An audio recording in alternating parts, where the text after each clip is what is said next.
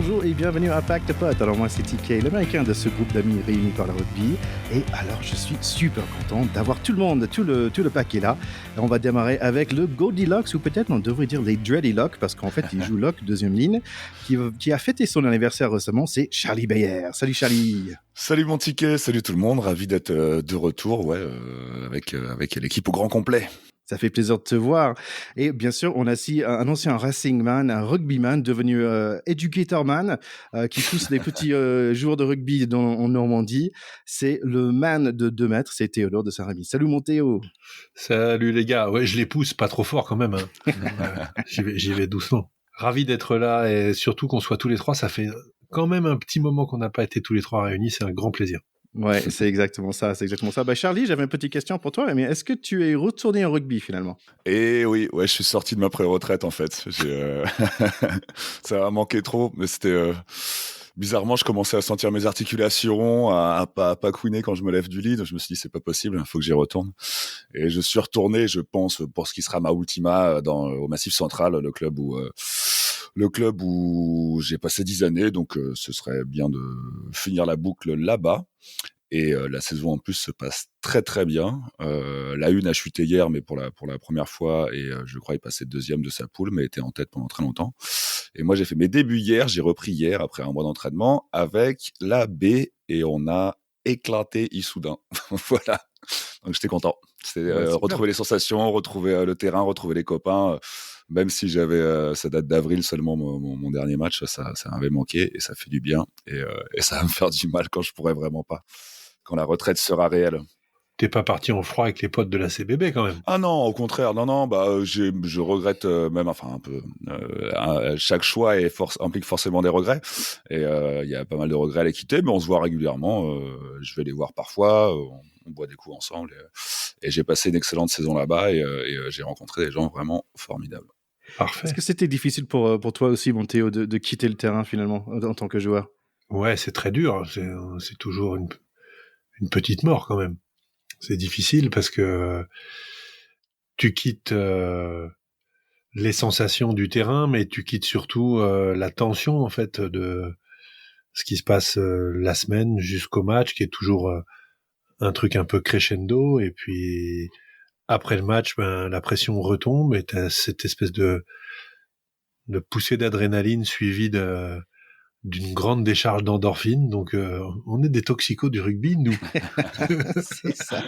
Donc c'est dur d'arrêter. Ouais, il y avait le président du club du Massif, Géraud, que je salue, qui m'a toujours dit que ce qui lui manquait le plus dans le rugby, dans le fait d'avoir arrêté, c'est pas tant c'est les vestiaires en fait, le vestiaire d'avant-match. C'est vraiment un truc Bien sûr. qui retrouve nulle part ailleurs, où tu as une espèce de pression, de tension dans laquelle on est tous ensemble, et tu sais que tu vas engager ton intégrité physique avec des potes, c'est que tu vas devoir défendre la leur et qu'ils vont devoir défendre la tienne. Et c'est un truc assez magique, la tension qui monte comme ça dans les vestiaires. Voilà. Je vous trouve très poétique aujourd'hui, les garçons, c'est mais très beau. Mais nous sommes des poètes. Ah bien sûr. Tu l'ignores, mais maintenant, il faut que ce soit su et dit. C'est une réalité.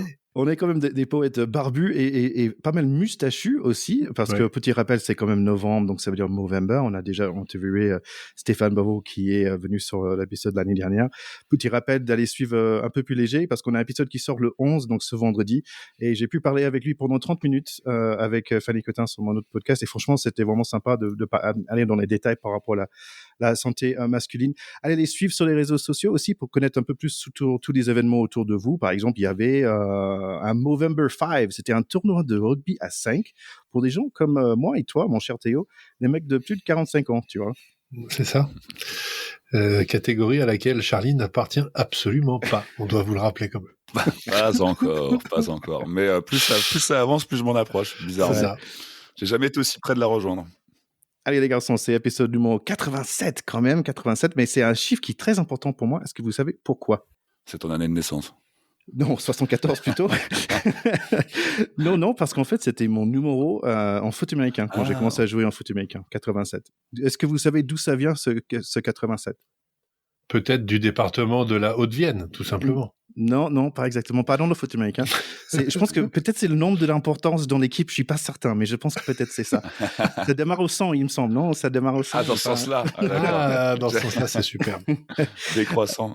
Ouais, je sais que ça vous manque un peu les infos NFL. Donc, juste un petit pour vous. En fait, il y a l'équipe de Washington qui était avant, c'était le Washington Football Team. Maintenant, c'est les Commanders. Ils sont en vente pour 5 ou 6 milliards, ça dépend. Mais quand même, il faut fournir un nouveau stade aussi. Mais la bonne nouvelle, mon cher Théo, c'est que tu serais jamais réglé en Pro D2 parce que ça reste toujours une équipe NFL. Donc, si vous avez des garçons 5 à 6 milliards, peut-être c'est le bon plan là. Bah, faut que je regarde peut-être. Ouais. Mais dis-moi, Thierry, est-ce que la NFL a le même système que le basket, c'est-à-dire la draft pour compenser cette ligue fermée, que les très très bons ne puissent pas choisir les meilleurs rookies? Oui, bien sûr, c'est exactement ça, c'est la même chose qui existe.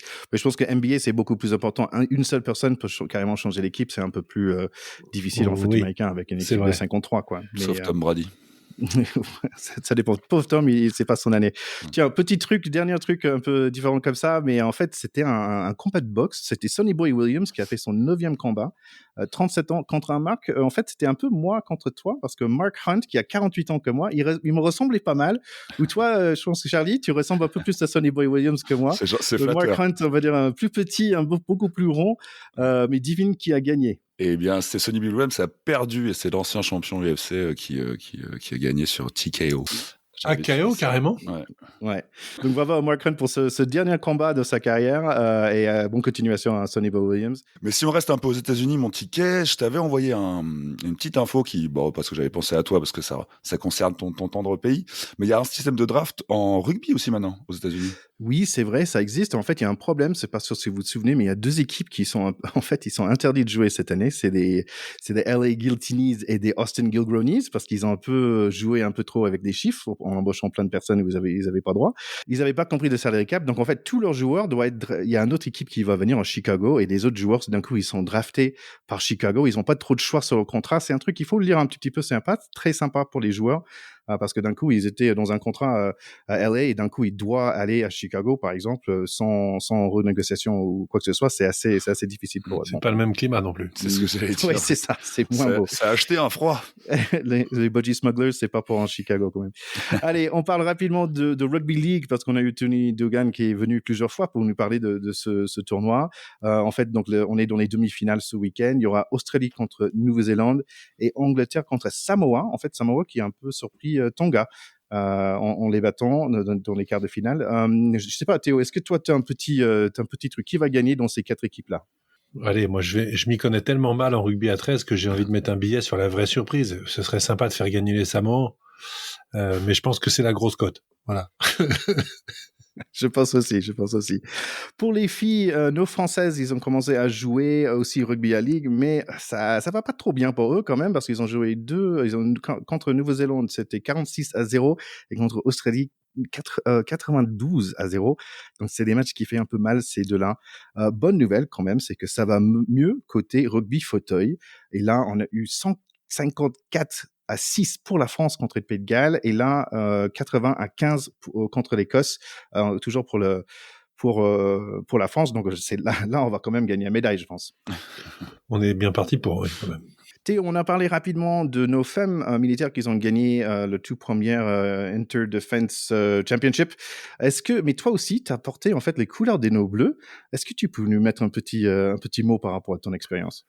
Moi, je pourrais faire 3 émissions sur mon expérience avec le maillot de l'équipe de France militaire, parce que c'est pour des gens comme moi qui n'avaient pas le niveau d'être des vrais internationaux, on avait l'occasion de jouer avec le maillot de l'équipe de France, frapper du coq, et puis la Marseillaise en début de match sur quelques trucs pendant l'année. Il y avait juste un petit M sous l'écusson qui voulait dire militaire. Mais sinon, on s'y croyait vraiment. Donc, c'était Vie ma vie d'international, qui était vraiment assez chouette. Et surtout, c'était avant la fin de la conscription, c'est-à-dire le service militaire obligatoire. Moi, je fais partie de une des dernières générations qui a fait ce service militaire. Les tout derniers, ils étaient nés en 78. Moi, je suis né en 74, comme toi, mon cher Tiquet, et comme j'avais fait quelques études laborieuses, mais qui m'avaient néanmoins pris un peu de temps, j'ai fait mon service militaire avec des mecs de 78. Et on a passé une année, 10 mois exactement, à s'entraîner et à représenter la France dans des compétitions internationales ou des compétitions contre des pays qui étaient un peu plus faibles et ne pouvaient pas jouer contre la vraie équipe de France. Donc on avait joué contre la République tchèque, la Pologne, des équipes comme ça. On avait été en Irlande, on jouait contre des militaires, en Écosse, joué là contre des équipes de clubs ou de provinces. Et puis on a fini en fanfare en allant en Afrique du Sud pendant 3 semaines. Oh, wow. Donc voilà, j'ai vraiment vécu une vie d'international, fait tes tournées, fait tes matchs internationaux, écoute la Marseillaise, mets le maillot bleu, enfin vas-y quoi. C'était absolument fantastique. Et ce qui était assez génial dans cette équipe, c'est que comme on avait assez peu de matchs dans l'année, peut-être une dizaine, mais qu'on vivait ensemble toute l'année, il y avait vraiment un esprit de groupe et de corps et une énergie collective extraordinaire, puisqu'en plus c'était des rendez-vous avec le maillot bleu, donc ça dépassait tout ce qu'on pouvait attendre, je crois. Voilà, donc très très grand souvenir. Peut-être qu'un jour on pourra faire une émission dédiée sur notre génération, ça s'appelait les Berettas, mais je ne dirai pas pourquoi aujourd'hui, c'est une trop longue histoire. Okay. Ouais, tu le gardes pour l'épisode. Ouais, c'est une très bonne idée. Franchement, ça me donne envie. Allez, les garçons, on a encore, comme toujours, c'est un vrai plaisir de vous voir. On a encore énormément de rugby pour aujourd'hui. Allez, on va parler de la France. Est-ce qu'on est prêt? On y va? Oui, monsieur. On est chaud. Pack de potes, terrain 10. Allez, on est en demi-finale, c'est France contre Nouvelle-Zélande. Ça démarre pas mal pour nous, car on est tout de suite chez eux à 4 minutes, mais on n'arrive pas à marquer un essai, juste un petit pénalité. À 22 minutes, ça va un peu mieux, les choses s'ouvrent avec une très belle essai de Roman Manager, de retour après un commotion. Les Black Ferns n'ont pas peur de tout de nous, car ils égalisent en peu de temps, 10-10. Heureusement, Vernière est là, elle marque juste avant le mi-temps pour nous donner un peu de place pour respirer, 10-17 pour le mi-temps. Mais pas trop longtemps non plus, parce qu'un long coup de pied rasant à suivre, Boulard n'arrive pas à contrôler, et c'est Ruby Tree qui plonge sur le ballon dans l'embut aplati, et ce match est loin d'être fini, 15-17 toujours pour nous. Et puis, il y a un barrage de Black Ferns avec un intensity fou. Pendant au moins 6 minutes, ils vont faire souffrir notre défense avec un attaque constant pour nous faire craquer. Leur force contre notre force, attaque contre défense. On tient juste, mais cette stratégie finit par payer finalement. Pénalité contre nous et les Black Ferns passent devant. 62 minutes mêlée gagnée par les Black Ferns. On est encore sous pression immédiate. Encore un autre pénalité contre nous, 25-17. Maintenant, il faut marquer 2 fois parce qu'il y a 8 points d'avance. Les célébrations commencent un peu tôt pour les fans des Blacks, car NDI et Jacquet entrent et on a une réponse immédiate par Manager encore, 25-24. On a 15 minutes à jouer, un petit point derrière, mais NDI n'arrive pas à se baisser pour un plaquage et carton jaune contre nous. Ça a l'air un peu cuit pour nous, mais il manque toujours un petit point. 3 minutes à jouer pour les Bleus, on tente tout, mais maintenant c'est les Blacks qui sortent le gros défense. Plaquage haut sur Socha, pénalité pour nous, le coup de pied pour la gagne à 79 minutes. Caroline Drouin face au poteau, mais c'est raté, la pauvre. Quel dommage cette défaite, mais une victoire quand même méritée par les Black Ferns. Je pense qu'on peut difficilement imaginer un scénario plus cruel quand même. C'est terrible le sport, ce que ça génère comme joie et aussi comme tristesse tout simplement, parce que je pense que les filles étaient absolument effondrées et il y avait de quoi. C'est des regrets éternels, elles vont se trimballer ça toute leur vie. Je parle même pas du désastre pour Caroline Drouin qui a mis 50 000 pénalités comme ça et qui rate celle-là. C'est ce que le sport fait de pire aussi en déception, je trouve. Et ça raconte un peu, je trouve, l'histoire du rugby français contre le rugby britannique. Tous ces matchs, ces dizaines de matchs avant cette génération dorée où on avait l'impression qu'on pouvait passer, où ça venait mourir à rien du tout. Et j'ai l'impression que nos filles, elles sont là-dedans, en fait. Donc je sais pas quoi dire tellement je suis triste pour elles. Voilà. Ouais, le lien avec la génération dorée, moi j'ai pensé à la finale de 2011 et de la pénalité de la gagne à la fin loupée par Trinduc. C'est en effet des scénarios durs. Après, comme tu dis, la buteuse va s'en vouloir et ça va sûrement lui coûter des nuits blanches, mais le match ne se joue jamais sur ces 3 points-là. Je trouve que c'est dommage parce qu'elles avaient les Néo-Zélandaises, bien que très fortes, étaient quand même à leur portée. Je trouve qu'elles n'ont pas joué leur plein jeu sur ce match. Qu'elles auraient pu, elles avaient les ressources pour jouer beaucoup mieux. Et du coup, mourir à un point, c'est vraiment dur. On y avait tous cru. C'est marrant, j'étais surpris parce que les Black Ferns étaient largement favoris par 7 points, il me semble. Donc j'étais un peu surpris à ce niveau-là, mais parce que on tenait vraiment. En parlant d'autres surprises, parce que quand même moi, je sais pas pour vous, mais moi j'étais assez surpris de perdre ce match malheureusement. Mais Canada a plutôt bien fait face contre Angleterre. Donc en fait, on va avoir ce match contre Canada.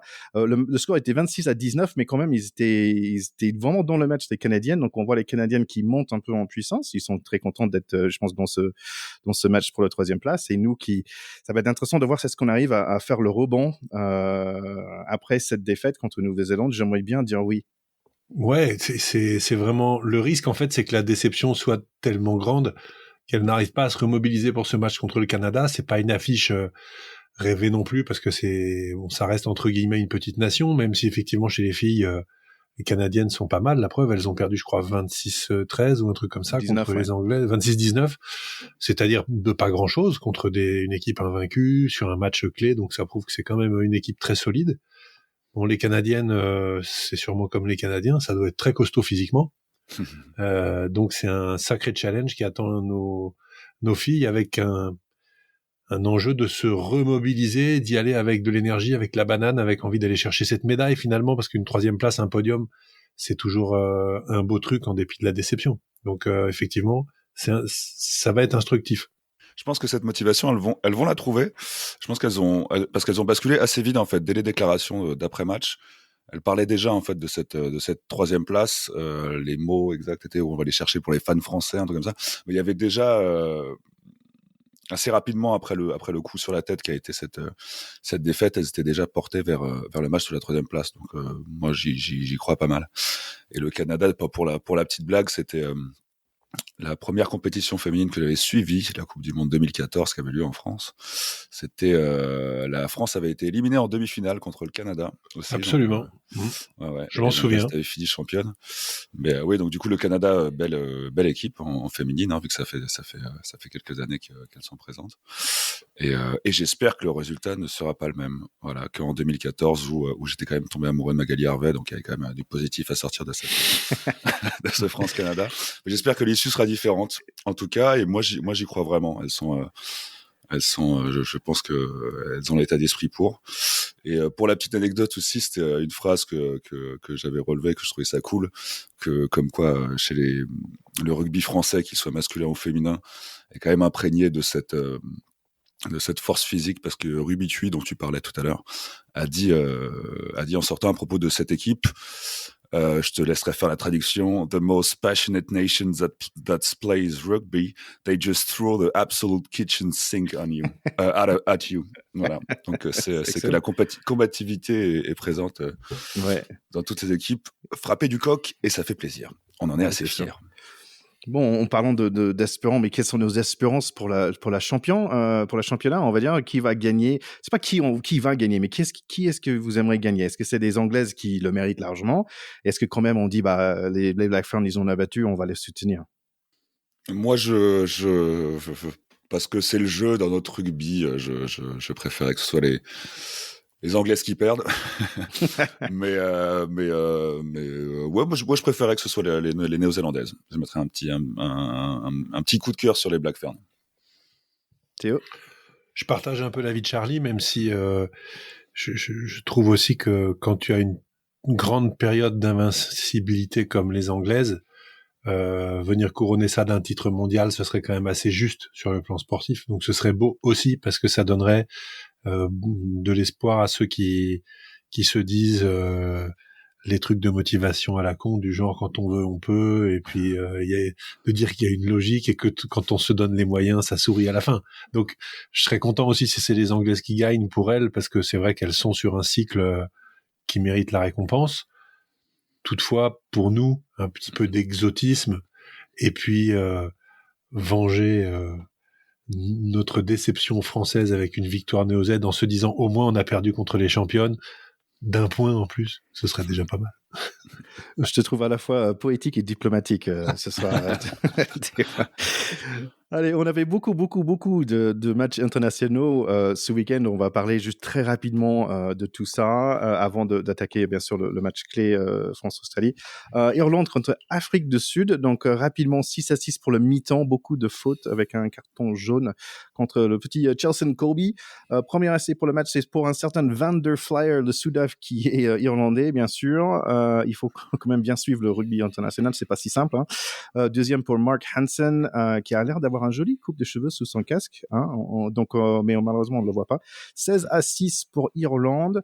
Après il y a deux essais pour les Sudaf, notamment la deuxième ligne Franco Mezat qui marque et les gars, un Faf alert parce que Faf Duclair, oui, il était de retour sur le terrain, ça fait toujours plaisir. Donc voilà, finalement c'est ouais, the Faf is back. Finalement c'est Ireland qui gagne 19-16. Moi, j'ajoute quand même très simplement, Thierry, ne pas oublier, il y a toujours un Sudaf dans une équipe. Bien sûr. Ils sont partout. Faut voir s'ils sont dans les deux équipes qui suivent. Donc, c'est Scotland, Fiji. Franchement, les gars, j'étais sur le canapé et franchement, c'était grosse sieste. Et chaque fois que je me réveillais un tout petit peu, je me disais, ça a l'air de faire mal, ça plaque dur.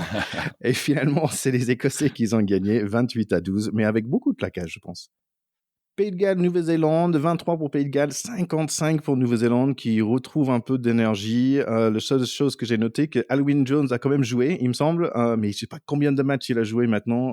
Pour Pays de Galles, ça commence d'être 200, 300, je sais pas, c'est juste énorme. Alwyn Jones, notre modèle à tous, qui avons joué deuxième ligne, c'est la bagatelle de 153 sélections en équipe nationale. Wow. Voilà. Donc c'est effectivement tout simplement monstrueux. Seulement 45 points et 9 essais en 153, mais au deuxième ligne, est-ce qu'on leur demande de marquer des essais ? Non. On leur demande de marquer leurs adversaires. Et c'est ça le plus intéressant. Respect. Allez, il y avait aussi Italie-Samoa. En fait, quand on pense Italie-Samoa, Charlie, on pense que c'est assez proche, que peut-être Italie va gagner, mais c'est assez proche, non ? Combien ils ont marqué au niveau, oui. Combien ils ont marqué sûr, quand même, tu penses, les Italiens ? Combien les Italiens ont marqué ? Ouais. Allez, je dirais 50 pions. Voilà, 49-17 quand même, donc c'est super pour l'Italie. On voit que ça monte en puissance et ça fait plaisir. Finalement, Angleterre-Argentine, on est 16-12 pour le mi-temps, toujours pour l'Angleterre. Après, il y a un très bel essai à 45 minutes et Argentine prend l'avance. Et en fait, ils aiment ça. Donc, il fait un petit interception de plus. Donc, c'est 16-24 pour Argentine. L'Angleterre revient un peu dans le score, mais quand même, c'est Argentine qui bat nos voisins, les Anglais, 30-29. Ouais, c'était la surprise du week-end de cette Autumn's Cup. C'était surtout le score du week-end, 30-29, visiblement. Ah oui, c'est ça aussi. Et ça commence aussi à sentir mauvais pour Eddie Jones. La seule chose qui sentait bon, c'est un certain Joe, le 11 de l'Angleterre, le Joe Kokanizika. Désolé les gars, mais j'arrive pas à prononcer ce nom. Mais il avait l'air plutôt costaud, ce gars-là.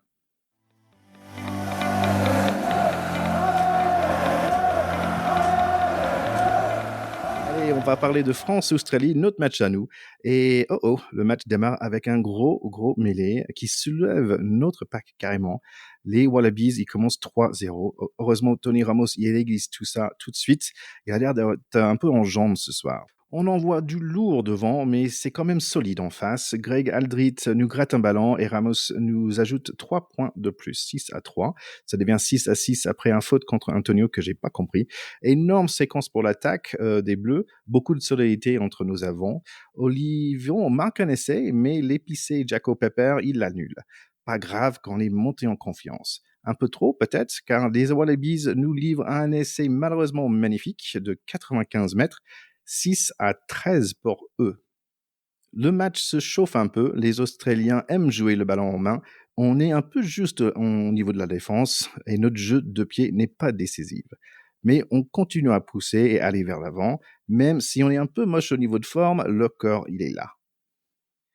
Olivion et Aldrit sont vraiment en forme, Flamand est très présent aussi, les Australiens commencent à faire des petites fautes. 9-13 devient 12-13. Un petit moment de magie juste avant le mi-temps, Marchand marque un essai qui démarre par notre défense. Ramos tape les transformations et Jaco Pepper ne change pas d'avis. C'est bon, 19-13 à la mi-temps. Deuxième mi-temps, on échange des pénalités, mais on voit que la France commence à gagner des mètres en attaque, 22-16. Flamand nous pique un touche, notre attaque commence à rouler de façon sympa, mais petit coup de pied inutile.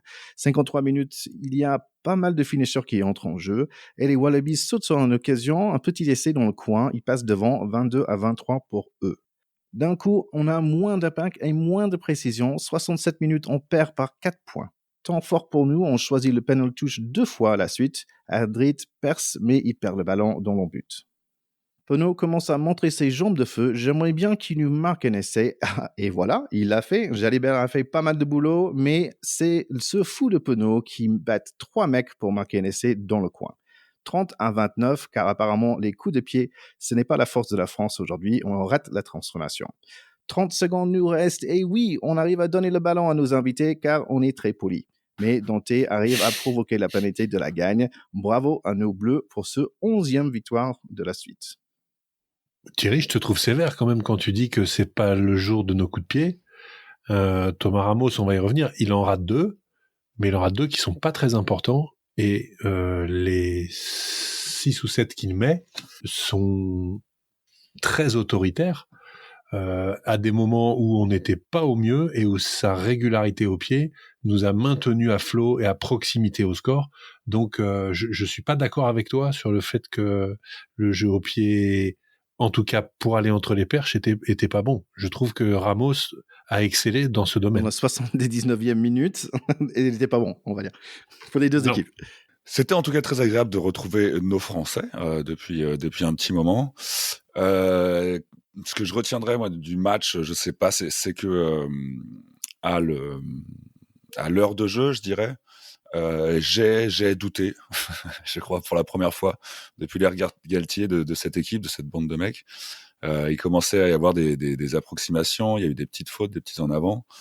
Et je me suis demandé si c'est toujours encensé leur mental. Et je me suis demandé si j'étais pas en train de voir ce mental fléchir un peu. Heureusement, l'issue du match relance la confiance. Le record brisé de 1937 ou de nombre consécutif de victoires pour l'équipe de France, ça fait 11 victoires à la suite, c'est formidable. Donc on retourne un peu dans cet élan. Quoi qu'il arrive, même cette équipe de France un peu moyenne, ce serait cruel, mais un peu moins démonstrative que d'habitude, m'a quand même, ça m'a quand même fait beaucoup de plaisir de les voir jouer. Mais voilà, j'ai cru entreapercevoir. J'étais aussi très content de retrouver Charles Olivon, qui a fait un beau petit match, piqué un ballon en touche. Il était papa est de retour, quoi. On va dire ça comme ça. Mais un peu ça. Ouais. Mais voilà, j'ai cru entreapercevoir une petite faille dans ce mental que jusqu'ici je trouvais parfait. Je trouvais que ces jeunes garçons avaient un mental d'acier, et là j'ai eu une petite frayeur. Voilà, mais tout est bien qui finit bien quand même. Ouais, c'était un match de reprise. Hein. Ça fait quand même longtemps qu'ils n'avaient pas joué ensemble. D'abord, ils ont déjà dépensé beaucoup d'énergie en top 14, tous ces garçons. Romain Tamac, quant à lui, n'avait pas joué depuis 6 semaines. Donc moi, je m'attendais à ce que ce soit compliqué face à une équipe australienne qui est quand même tout à fait solide, qui a pas vraiment de points faibles, très athlétique, avec des joueurs quand même de talent. Bernard Follet en 10, c'est quand même pas n'importe qui. Maintenant, il est pas français. On a effectivement. Comment ? Il est pas français, lui, Bernard Follet. Ah non, Bernard Follet. Follet. Maintenant, on a vu quand même 2 équipes qui ont eu des trous d'air respectifs. Il y a eu quand même l'essai qu'on marque juste avant la mi-temps. Les Australiens sont incroyablement naïfs de jouer ce ballon, alors que s'ils vont en touche, tout le monde rentre à la mi-temps et ils tournent à +6 et ils se prennent un essai un peu casquette quand même. Donc ça, c'est quand même un peu surprenant. Quant à la défense de la triplette de gauche qui a été transpercée par Damien Penaud, alors Damien Penaud, il a des cannes de feu, il y a rien à dire, il est extraordinaire. C'est vraiment, moi ça fait longtemps que je dis que c'est un diamant dans cette équipe, et il l'a encore prouvé une fois, parce que dans le Money Time, il a été chercher cette action décisive. Enfin, les 3, ils vont regarder la vidéo, la défense, ils vont avoir mal quand même. C'est hallucinant de défendre comme ça. Au niveau international, c'est inadmissible. Ils se regardent, le 15, il prend un raffut, l'impression que c'est un junior. Non, c'est quand même étonnant de voir des équipes qui ont des trous d'air comme ça. Elles ont toutes les deux à un moment manqué totalement d'inspiration avec des jeux au pied vraiment inintéressants au possible, une espèce de concours de gagne-terrain. Je t'envoie la balle, je mets rien du tout en risque. Parce que mes défenseurs n'ont absolument pas le temps d'arriver jusqu'à ce ballon très loin. On ignore complètement les petits coups de pied par-dessus qui font si mal aux défenses qu'on a vu à merveille ces dernières années se déployer. On n'en a quasiment pas vu un du match, sauf un en première mi-temps par les Français qui était nul. Donc, moi j'ai été quand même assez partagé.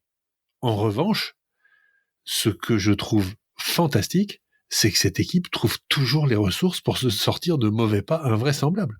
Parce que ils auraient pu ou dû, j'en sais rien, perdre ce match parce que ça a tenu à très peu de choses, et ils ont quand même la force mentale de ne pas renoncer, d'aller chercher la gagne, et ça c'est juste génial quand on est supporter d'une équipe. Ils sont topissimes là-dessus. Ils ne renoncent jamais. Mais Théo, moi je me pose la question, est-ce qu'ils n'ont pas gagné grâce à toi, en fait, grâce à toi qui étais dans les stades, et Charlie, sur notre WhatsApp, tu nous as bien fait remarquer que le stade était en feu. Ah oui, ouais. Donc merci à toi, Théo. Oui, alors j'étais pas tout seul, on était effectivement pas loin de 80 000. C'est vrai que moi je redis, je trouve j'ai la chance d'y aller régulièrement. Je trouve que notamment depuis un an ou deux, et en particulier l'incroyable match contre les Blacks l'année dernière, je trouve aussi que le Stade de France a fait des efforts incroyables sur l'expérience spectateur, toute la scénarisation, la scénographie du début de match, les couleurs, l'ambiance, tout ça est devenu quelque chose d'extrêmement prenant, qu'on aime le rugby ou pas. Je pense que même pour des gens qui découvrent complètement, c'est quelque chose qui te fout les poils, comme on dit. Et le public ne s'y trompe pas et répond présent dans cette enceinte où effectivement ça n'a pas toujours été le cas. Et ce qui est génial aussi, c'est qu'ils jouent à guichet fermé dans le Stade de France maintenant de façon quasiment systématique. C'est-à-dire qu'il n'y a pas une place libre. Alors que pendant des décennies, faut pas exagérer, ça date de 98 ce stade, mais on a quand même souvent vu des tribunes clairsemées sur le 3e niveau. Ce n'est plus le cas. Donc ça, c'est quand même assez fantastique. Ouais, je m'étais fait exactement la même réflexion. Je partage complètement ton avis, mais à la sortie des joueurs, j'ai même carrément pensé à Cardiff, au Millennial, parce que le fait que le stade soit plongé dans le noir, le fait qu'il y ait les feux d'artifice, il y a vraiment une vraie mise il y a vraiment une vraie expérience, comme tu dis, spectacle. Et je pense que même pour les joueurs et pour les adversaires ou pour les Français, sortir d'un truc comme faire une sortie de couloir dans un stade comme ça, c'est formidable. Et, oui, et j'avais toujours un peu critiqué le Stade de France parce que je sais que c'est un stade assez excentré du centre-ville ou de la vie. C'est un stade froid, c'est un stade plein de courants d'air.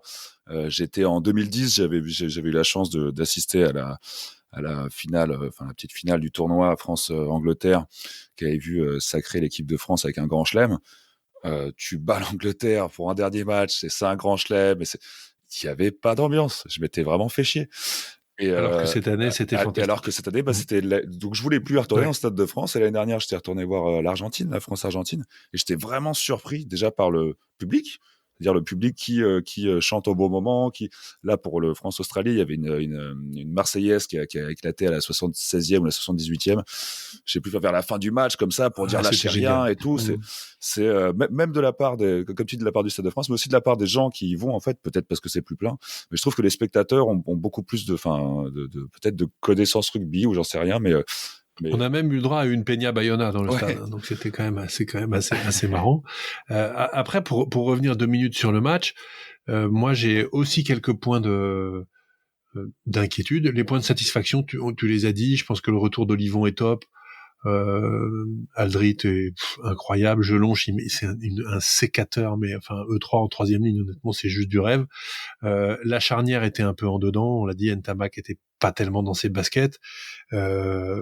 Le jeune Jalibert a fait une super rentrée, et la passe qu'il fait au cordeau, c'est une passe à la Finn Russell, là, où tu risques de te faire intercepter, mais c'est des jeux à qui tout double, et c'est dans le money time, c'était ce qu'il fallait faire aussi. En plus, ça arrive dans les mains de Penaud, lui il met le moteur, bon, c'était dément. Après, je suis un petit peu resté sur ma faim sur le 5 de devant. J'ai trouvé Uni Antonio un peu emprunté. Bon, les 2 premières percus qu'il fait pour aller faire du dégât, faut dire qu'il tombe sur Toupou, qui est quand même énorme, et ça a fait flop. C'était un earthquake. Chaque fois, c'était pas bon. Ah ouais, c'était pas bon du tout. Fallait pas être entre les deux, parce que là, c'était opération crêpe bretonne. Et je suis un peu préoccupé par l'état de forme de mon cher Cameron Wauquiez, qui a pas du tout pesé. Je le trouve en dedans par rapport à ce qu'il était l'année dernière. Athlétiquement, on sait que c'est pas non plus un énorme gabarit. Là, c'est les Sudaf qui se pointent la semaine prochaine. Il va falloir leur rentrer dedans autrement physiquement si on veut les bouger. Ils sont champions du monde. Ils viennent de perdre en Irlande. Ils arrivent, ils vont être remontés à bloc. Et si on n'est pas capable de faire un maul qui avance, ce qui a quand même été le cas contre les Australiens, moi ça m'a quand même perturbé, ça va être tendu de bouger ces Springboks. Donc je sais pas quelle va être la compo du 5 de devant, mais j'attends de voir. Je serais pas surpris que Cameron Wauquiez soit sur le banc. Et en revanche, Flamand a fait un super match. Il a été omniprésent, il a été bon dans tous les secteurs du jeu, il a défendu, il a porté le ballon. Franchement, lui, à mon avis, ça va être le 2e ligne de la Coupe du Monde. Ouais, on a quand même réussi un maul, mais c'était en effet sur un ballon piqué, justement le ballon piqué par Charles Olivon à l'adversaire. Donc je pense qu'ils étaient pas. Enfin, on a pu profiter de la surprise, quoi. Mais c'est vrai que devant on avait du mal à créer. Et je partage moi, Wauquiez me fait beaucoup de peine parce que même au Racing, au Racing, c'est pas ça non plus cette année. Il a pas trouvé ses marques. C'est plus le joueur qu'il était. Et je pense que ça doit être assez difficile pour un joueur qui avait atteint son niveau de pas réussir, quoi, d'être dans cet échec. Et je partage aussi donc je m'inquiète pour lui sans du tout le détester. Ça me fait beaucoup de peine qu'il n'arrive pas à retrouver son niveau. Et je suis sûr que ça reviendra. Et je partage ton inquiétude sur l'Afrique du Sud parce que devant les Sud-Africains sont devant très solides. Comme tu dis, là, je pense qu'ils vont arriver avec en plus un ego piqué et ça risque de saigner assez fort à Marseille, quoi. Voilà. Ils sont champions du monde en titre, ils viennent de se faire taper là-bas, ils vont vouloir remettre les pendules à l'heure, c'est clair. Bon, les gars, avant de continuer, j'avais juste une petite question, mon cher Théo. Est-ce qu'il n'y a pas un petit trophée, je sais pas, parfois, des équipes qui se jouent pas très souvent, il y a un trophée qui date d'il y a 100 ans, hein, quelque chose comme ça. Il y a un truc comme ça entre France et Australie? Alors, il y a un truc comme ça, mais qui n'a pas été mis en jeu cette fois-là, parce que c'est quand la France et l'Australie se rencontrent plusieurs fois d'affilée lors d'une tournée. Donc, vous vous rappelez qu'en 2000, c'était quand la dernière fois? C'était pré-Covid, j'ai tout oublié. Bref. La dernière fois qu'ils y ont été, en Australie, où ils ont fait 3 matchs d'affilée, on a échangé ce trophée qui s'appelle le trophée des bicentenaires. C'est un peu tiré par les cheveux, mais le trophée des bicentenaires, il fête à la fois la colonisation de l'Australie en 1788 et la Révolution française en 1789. Alors je sais que Charlie préfère largement un événement à l'autre.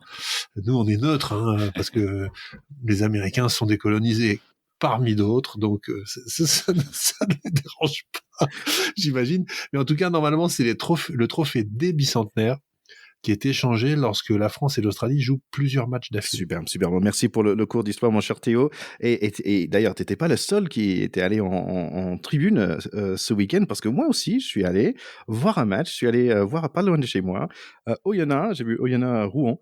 Dans la petite ville de Oyonnax, mais qui a un très joli stade de rugby. C'était une grande victoire de Oyonnax. 6 degrés sous la pluie, donc il faisait un peu froid, mais quand même c'était agréable. En fait, c'était la première fois depuis très longtemps que j'ai pas vu un match de rugby. Et parfois, on a juste besoin de faire ça. Et même s'il fait froid et tout, d'aller boire une bière et d'être entouré par des autres. Et j'ai même pu serrer la patte de Mr. Serge-Betsen, qu'on a déjà eu plusieurs fois sur l'émission, et ça m'a fait vraiment grand plaisir de le rencontrer en vrai. Monsieur Betsen, en fait, c'est marrant de le voir entouré par toutes ces personnes qui ont envie de parler avec lui, qui ont envie de prendre son photo. Toujours très humble, de joueurs de rugby qui sont là, qui sont présents, qui donnent beaucoup d'eux-mêmes. C'était vraiment un grand plaisir. Serge, c'est quelqu'un qui dégage vraiment quelque chose avec son physique. C'est quelqu'un de charismatique, en fait. Il a cette particularité, et c'est vrai, cette aura, qui fait que les gens sont autour de lui et ont envie, j'allais presque dire de le toucher, mais en tout cas d'être à côté de lui. Ouais, c'est exactement ça. Allez, les gars. À propos d'Oyonnax, ça m'étonne pas que tu te sois un peu caillé les miches. Urios, je me souviens d'une phrase d'Urios quand il entraînait. Il avait dit un truc sur une équipe était venue se manger les dents chez eux, et il avait dit un truc genre, bah ouais, les gens ils sont pas prêts quand ils arrivent à Oyonnax. Chez nous, il y a la banquise et les ours blancs, les ours polaires. Bon, pour le petit anecdote, quand j'ai joué au foot américain contre Toulon-les-Bains, quand même, c'était un peu la même chose. Quand on jouait là-bas, il faisait un froid de canard à Toulon-les-Bains, et moi je disais c'était the Frozen Tundra, qui est l'équipe de Green Bay, c'est leur terrain, c'est pas the Frozen Tundra de la France à Toulon-les-Bains. Allez, on va parler rapidement de la semaine qui vient, parce que là, on a parlé de quand même Afrique du Sud contre nous, contre la France. Il y a quand même Irlande-Fidji. Allez, mon cher Théo, Irlande-Fidji. Moi, l'Irlande, ça va être une petite promenade de santé. Même si les Fidji sont toujours une équipe tellement géniale à voir. Avec les Fidji, on s'en fout du score. Il faut aimer le sport avec eux. Et c'est des athlètes, c'est des artistes, c'est fou de voir les Fidji, c'est une expérience. Il faut les voir jouer au moins une fois dans sa vie. Italie-Australie, mon cher Charlie. Un peu pareil, même si les Italiens ont pas la fulgurance des Fidji, je pense que le score est tout aussi donné d'avance. Baladesque. Voilà. Ouais. Même si je pense que les Australiens vont pas avoir beaucoup de mal à se défaire de ces Italiens, même si ils sont sur une belle victoire, hein, comme tu l'as dit tout à l'heure. Je pense pas qu'ils soient très inquiets, ces Australiens. Angleterre contre Japon, qui a vraiment tenu leur route contre les nouveaux Z il y a 2 semaines. Théo. Oh, l'Angleterre va prendre là sa revanche. Ils viennent de perdre contre les Argentins, donc j'aimerais pas être japonais. Je partage ton avis, mais je mettrais un petit billet sur le Japon, moi, quand même, parce que ici au PAC, on les aime beaucoup. Ils nous plaisent depuis depuis ce fameux match de 2015 hein, où ils avaient battu l'Afrique du Sud. Mais voilà, moi, c'est toujours un plaisir de voir les Anglais perdre, et c'est aussi un plaisir de voir les Japon gagner. Donc, je mets un petit billet pour un double plaisir ce week-end. Si le Japon bat les Anglais, Eddie Jones est débarqué. Ouais. Je vous l'annonce. Parce que c'est sûr. Allez. Allez, Pays de Galles, Argentine, Charlie. Je sens les Argentins forts en ce moment. Voilà, je les sens sur. Ils ont. Ça va être le match à voir. C'est complètement le match à voir. Ouais. Ils confirment un peu leur niveau en Four Nations, et je pense qu'ils sont sur une bonne dynamique, une bonne lancée. Je mettrai ma pièce sur eux contre le Pays de Galles. Écosse, Nouvelle-Zélande, Théo. Les Néo-Z qui en ont quand même passé 55 aux Gallois. Je les vois pas perdre contre les Écossais. Je pense qu'ils sont sur une belle tournée. Donc Nouvelle-Zélande, mais peut-être une victoire un peu étriquée. Il y a aussi the Barbarians against the All Blacks 15 à London, à Tottenham Stadium. Et en fait, c'est notre ami Mathieu Bastareaud qui va être le capitaine pour les Barbarians. Donc, je lui souhaite le victoire là-bas en Angleterre. Ça va faire du bien pour les Barbarians. Oui, ça va le consoler en plus de la défaite de Toulon à Mayol hier contre Montpellier. Oh, d'ailleurs, ça fait longtemps, on n'a pas parlé de top 14. Charlie, Stade Français, 2e. Qu'est-ce qui se passe ? Mais oui, mais qu'est-ce qui se passe ? Là, on est sur un phénomène intersidéral. Oui, intersidéral. Je suis le premier choqué aussi, mais d'un autre côté, c'est quand même assez Stade Français, quoi. Parce que depuis leur retour dans l'élite du rugby français, déjà à la fin des années 90, il y a eu des histoires comme ça où ils ont fini, ils ont allé chercher un titre en autogestion, sans coach. Ils ont l'année où ils avaient cette pseudo fusion avortée là entre le Racing et le Stade Français, ça les avait redynamisés. En fait, c'est une équipe qui, comme l'équipe de France, un peu pendant très longtemps, réagissait que par à-coup ou par peur. Et là, cette histoire d'avoir écarté Gonzalo Quesada, je pense que c'est un joueur c'est un coach qui est suivi, aimé par ses joueurs, et je pense que ça donnait un espèce d'allant qui font qu'ils sont sur cette belle dynamique. En plus, c'est un club qui aujourd'hui, lors des fenêtres internationales, ça lui profite plutôt, puisque on en a peu. Et du coup, voilà, c'est une bonne dynamique. Et d'un côté, je suis agréablement surpris de les voir à cet endroit-là du classement, mais d'un autre, c'est tellement propre à son histoire, à ce club. Donc, enfin bon. La saison va être longue. La saison va être longue, évidemment. Mais c'est bien d'engranger des points avant l'hiver. De bonnes nouvelles, les gars. Intersidéral, c'est un autre mot que je ne comprenais pas. Hein, donc, c'est un nouveau apprentissage pour moi. C'est toujours bien, les gars, que vous m'aidez avec mon vocabulaire français. C'est superbe. Un mot de plus dans ton dictionnaire.